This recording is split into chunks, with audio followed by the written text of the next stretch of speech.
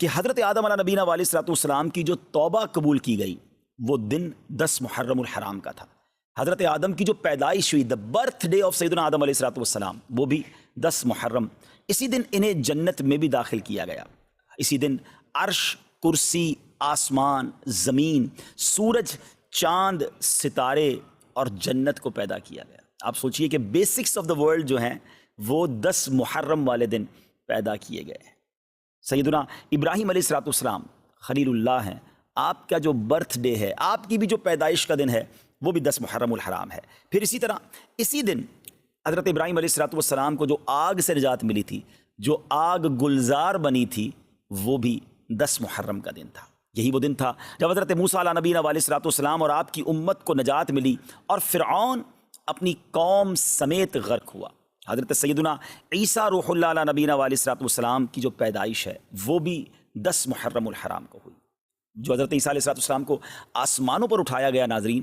That was also the day of Ashura, وہ بھی دن 10 محرم الحرام کا تھا۔ حضرت نوح علیہ الصلوۃ والسلام کے زمانے کے طوفان کو کون نہیں جانتا، مگر اس طوفان سے جو فارغ ہونے کے بعد ان کی کشتی کوہ جودی پر ٹھہری تھی، وہ دن بھی 10 محرم الحرام کا تھا۔ حضرت سلیمان علیہ الصلوۃ والسلام کی بادشاہت پوری دنیا میں مشہور ہے، مگر جو یہ بادشاہت، یہ ملک عظیم آپ کو جو عطا کیا گیا، وہ دن بھی 10 محرم الحرام تھا۔ حضرت یونس علیہ الصلوۃ والسلام کا واقعہ، جو مچھلی کے پیٹ میں آپ گئے، کتنا مشکل وقت آپ نے گزارا، مگر جو مچھلی کے پیٹ سے نکلنے والا دن تھا، یعنی اس مصیبت سے نجات کا جو دن تھا، وہ دن بھی 10 محرم الحرام ہی کا تھا۔ حضرت یعقوب علیہ الصلوۃ والسلام کی بینائی کا جو ذوف دور ہوا، پرانی واقعہ ہے کہ آپ کی بینائی میں جو کمزوری تھی وہ جو دور ہوئی، وہ دن بھی 10 محرم الحرام کا تھا۔ حضرت یوسف علیہ الصلوۃ والسلام کی ہسٹری جنہوں نے پڑھی ہے انہیں معلوم ہے کہ آپ کو گہرے کنویں میں ڈال دیا گیا تھا، مگر اس گہرے کنویں سے جو نکالا گیا وہ دن بھی 10 محرم الحرام کا تھا۔ حضرت ایوب علیہ الصلوۃ والسلام کے صبر کو، آپ کی تکلیف کو، آپ کی بیماری کو آپ جانتے ہوں گے، آپ نے پڑھا ہوگا کہ ان کے ساتھ کتنی پرابلمز تھیں، مگر اس تکلیف کو جو دور کیا گیا وہ دن بھی 10 محرم الحرام تھا۔ ناظرین، بارش دنیا میں جو سب سے پہلی نازل ہوئی وہ دن بھی 10 محرم الحرام کا تھا۔ یہ بھی یاد رہے کہ اس 10 محرم الحرام کا روزہ پچھلی امتوں میں مشہور تھا، اور یہاں تک کہا گیا کہ اس دن کا روزہ ماہ رمضان کے روزوں سے پہلے فرض تھا، پھر اسے منسوخ کر دیا گیا۔ یہ تقریباً میں نے آپ کو 24 واقعات، انسیڈنٹ اور ایونٹس بتائے جو اس دن ہوئے،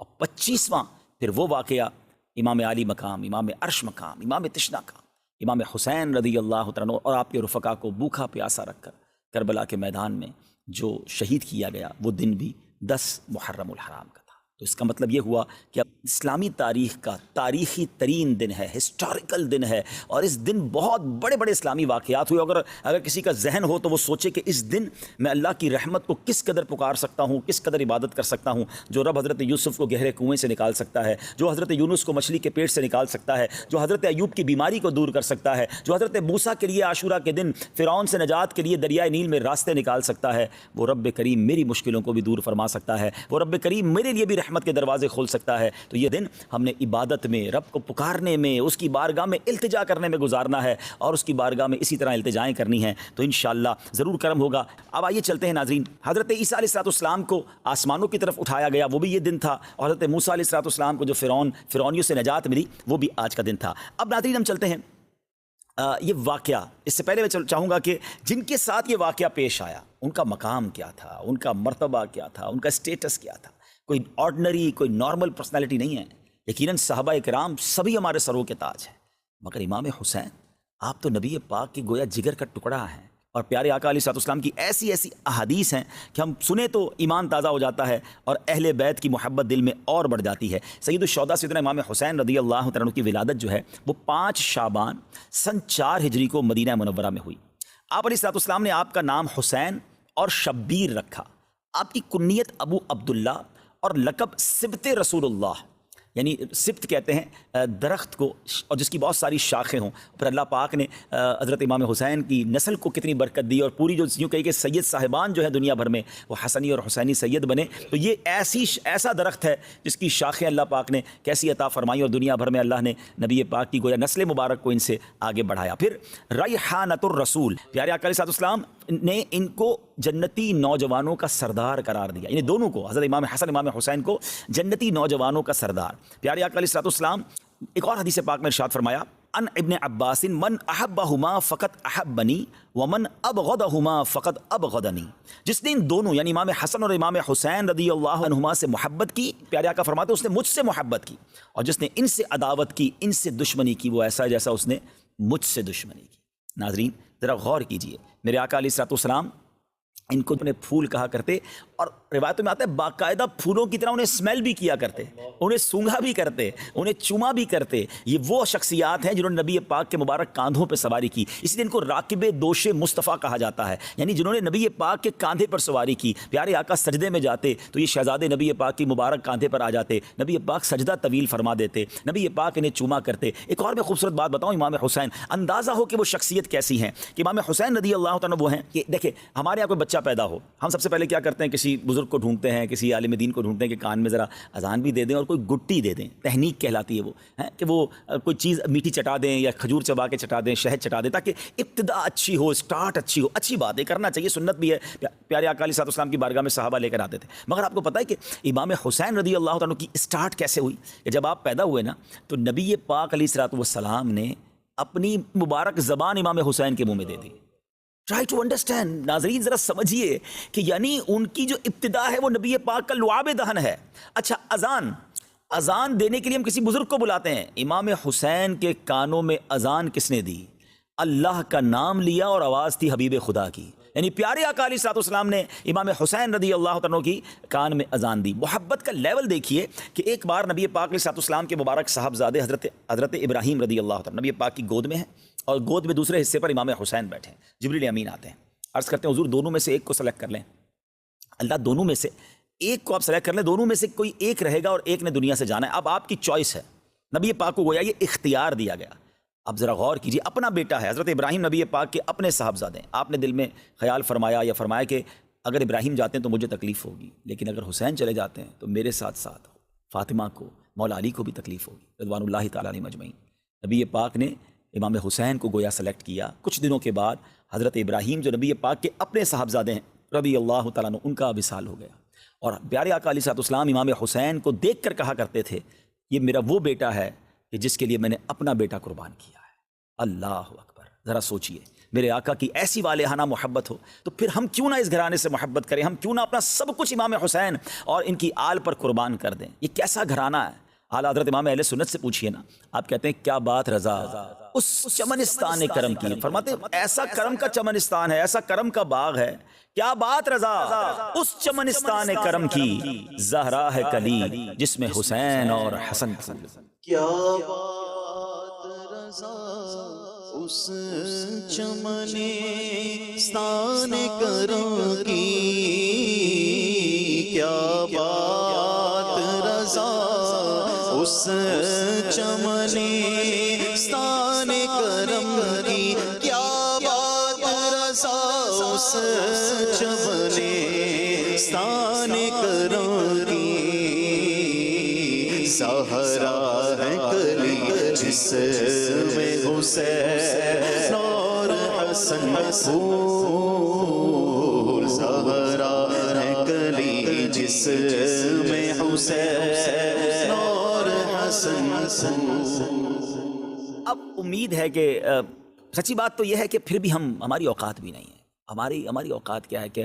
ان بڑی ہستیوں کا ہم ذکر کریں، نہ ہمارے پاس الفاظ ہیں، نہ ہم ان کی شان بیان کر سکتے ہیں۔ ہم تو صرف یہ دامن پھیلائے آج پروگرام کے لیے آ گئے ہیں کہ ان کا ذکر کریں گے، اچھوں کا ذکر کریں گے، بڑوں کا ذکر کریں گے، سرکاروں کا ذکر کریں گے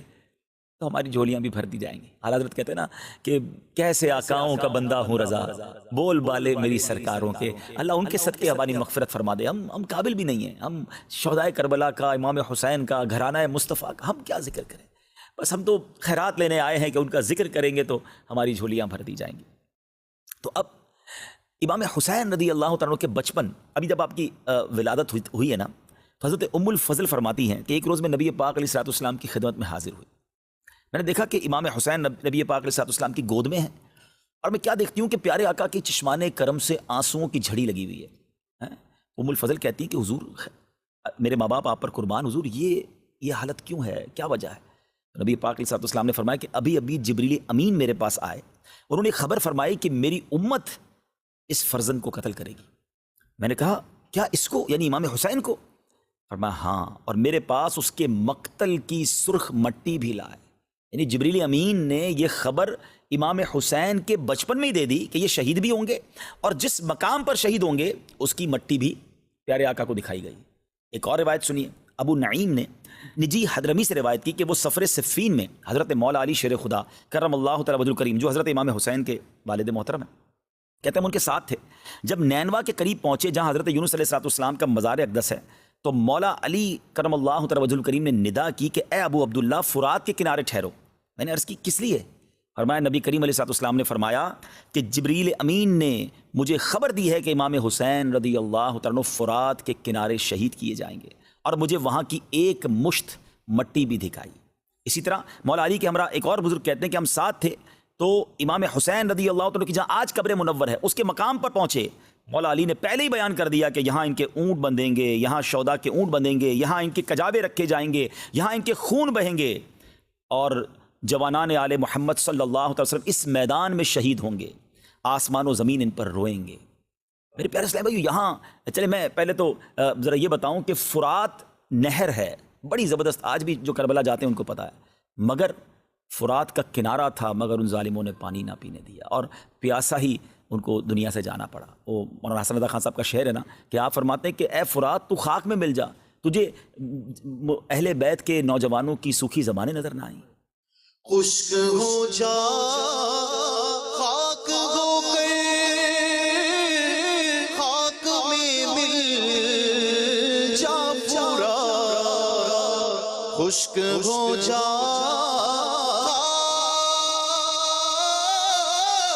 ہو گئے، خاک میں مل جا پورا، خاک تجھ پر سوکھی زبانیں اہل بیت، خاک تجھ پر دیکھ تو سوکھی زبانیں اہل بیت۔ اب ناظرین یہاں جو بات بڑی اہم سمجھنے والی ہے، دیکھیں نبی پاک علیہ السلام کو بچپن سے معلوم تھا کہ امام حسین شہید ہوں گے، مولا علی کو معلوم ہے، بی بی فاطمہ کو معلوم ہے رضوان اللہ تعالیٰ علیہم اجمعین، اور صحابہ کرام کی بڑی جماعت کو، یعنی مدینہ منورہ بھی مشہور ہو چکا تھا کہ نواسہ رسول شہید کیے جائیں گے۔ اب بڑا ریلیونٹ کوسچن ہے، بڑا اہم سوال ہے کہ جناب نبی پاک علیہ السلام تو وہ ہیں جو اشارہ کریں تو چاند دو ٹکڑے ہو جاتا ہے، آپ دعا فرمائیں تو ڈوبا سورج پلٹ آتا ہے، بڑے بڑے مسائل، بڑے بڑے پرابلم لے کر صحابہ آتے اور نبی پاک ہاتھ اٹھاتے ان کے مسائل حل ہو جاتے، ٹوٹی پنڈلی لے کر آتے پیارے آقا جوڑ دیتے، نکلی آنکھ لے کر آتے نبی پاک لگاتے وہ آنکھ روشن ہو جاتی۔ وہ آقا علیہ السلام جن کے پاس اتنا اختیار اور محبت کا عالم یہ کہ نبی پاک فرمایا حسین مجھ سے اور میں حسین سے ہوں، تو جب پتہ چل گیا کہ ان کو شہید کیا جائے گا تو ایک بار کبھی نبی پاک نے اللہ کی بارگاہ میں دعا کی کہ یا اللہ میرا نواسا ہے، میں اس سے بڑی محبت کرتا ہوں، اے اللہ وہ مصیبت کربلا کے میدان کی اس سے ٹال دے، رب کریم یہ جو امتحان ہونا ہے میرے حسین پر وہ امتحان نہ آئے۔ اچھا چلے نبی پاک نے دعا نہیں کی، مولا علی کے تو جگر کا ٹکڑا تھے نا، مولا علی نبی پاک کے پاس آ جاتے۔ اچھا ماں تو ماں ہوتی ہے نا، خاتون جنت رضی اللہ تعالیٰ عنہا ہی کبھی نبی پاک کی بارگاہ میں آتی کہ حضور ایک طرف تو آپ حسین سے اتنا پیار کرتے ہیں، حضور میرا بیٹا ہے، آپ دعا کر دیں اللہ کی بارگاہ میں اللہ یہ امتحان ٹال دے۔ آپ سوچئے یہ کیا بات تھی، ایوری بڈی نوز اٹ، سب کو معلوم ہے، مگر کوئی دعا نہیں کر رہا اس امتحان کے ٹلنے کی، کوئی التجا نہیں کر رہا۔ اس کا مطلب پتہ کیا ہوا ناظرین ہیں کہ سب لوگ اس امتحان کے لیے تیار تھے، وہ امام حسین کی پرورش کر رہے ہیں کہ ہمارا بیٹا بڑا ہو کر اس امتحان سے گزرے، اللہ کی رضا کے لیے اپنا سر کٹائے، شہادت کا مرتبہ حاصل کرے۔ یہ کیسا جذبہ تھا، یہ کیسی ٹریننگ تھی، یہ کیسی رب کی رضا پر راضی رہنا تھا۔ وہ شاعر کہتے ہیں نا زباں پر شکوہ رنج و علم لایا نہیں کرتے، زباں پر شکوہ رنج و علم لایا نہیں کرتے، نبی کے نام لیوا غم سے گھبرایا نہیں کرتے۔ آپ سوچئے کہ یہ یعنی اب ہم سب کے لیے میسج کیا ہے۔ میں نے جیسے پروگرام کے شروع میں کہا تھا کہ ہم واقعہ کربلا انشاءاللہ پوری کوشش کریں گے کہ سٹیپ بائی سٹیپ بیان کریں، مگر اپنے لیے بھی تو میسج لینا کہ بچپن سے پتا ہے یہ بیٹا شہید ہوگا، سب راضی ہیں، ہم پر چھوٹا سا امتحان آ جائے، ہم پر چھوٹی سی کوئی پرابلم آ جائے، واویلا، شکوے، شکایات، کمپلین، پتہ نہیں میرے ساتھ کیوں ہو رہا ہے، میرا کیا قصور ہے، مجھ پر یہ آفت کیوں آئی ہے، میں تو یہ بھی کرتا ہوں، میں تو وہ بھی کرتا ہوں، اپنے گناہ یاد نہیں آتے، ایسے موقع پر اپنی نیکیاں یاد آتی ہیں جو پہلے ہی ہماری نیکیاں ناقص ہیں۔ ہم کیوں بھول جاتے ہیں امام حسین کے امتحان کو؟ کیوں بھول جاتے ہیں حضرت ایوب کے امتحان کو؟ کیوں بھول جاتے ہیں حضرت موسیٰ کے امتحان کو؟ حضرت ابراہیم کو تو آگ میں ڈالا گیا، اللہ کے نبی ہیں، یہ تمام واقعات بتا رہے ہیں کہ زباں پر شکوہ رنج و علم لایا نہیں کرتے، نبی کے نام لیوا غم سے گھبرایا نہیں کرتے۔ بلکہ امیر اہل سنت نے تو ہمیں ایک اور بہت پیارے انداز میں سمجھایا ہے، خاص طور پہ مبلغین کو، جو لوگ دین کا کام کرتے ہیں اور جب تھوڑا سا کام کرتے ہیں کوئی ساتھ نہیں دیتا، دل توڑ بیٹھ جاتے ہیں، یار بھائی نیکی کا زمانہ نہیں ہے، میں تو چلا تھا مسجد بنانے، میں تو چلا تھا لوگوں کو نیکی کا کام کرنے، میرا ساتھ ہی کسی نے نہیں دیا، میرا دل توڑ دیا، میں تو نہیں کروں گا کام۔ نہیں جناب، یہ شروع میں مشکلیں آتی ہیں۔ امیر علیہ السلام فرماتے پیارے مبلغ معمولی سی مشکل پہ تو گھبراتا ہے،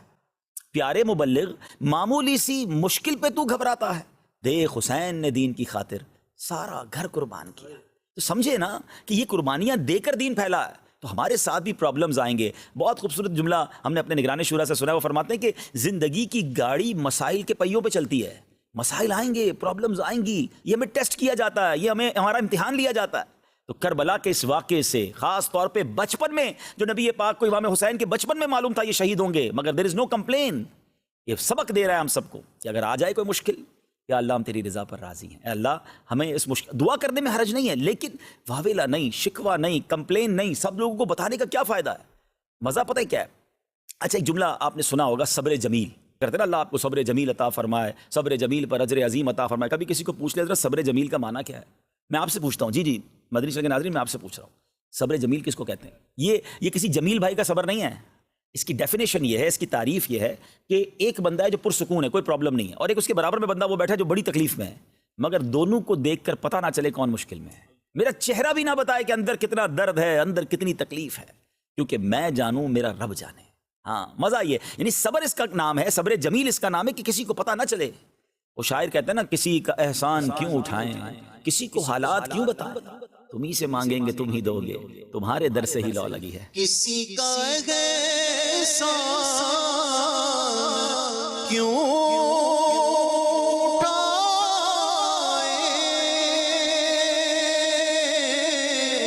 اور کسی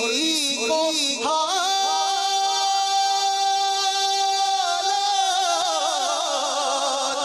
کیوں